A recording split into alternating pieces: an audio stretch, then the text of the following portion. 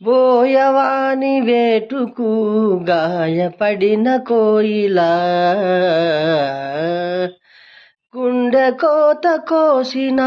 చేసినావు ఊయలా బోయవాని వేటుకు గాయపడిన కోయిలా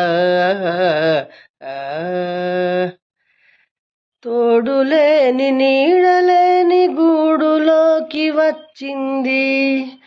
ఆడతోడు ఉంటానని మూడు ముళ్ళు వేయమంది ఏనాటిదో ఈ అనుబంధం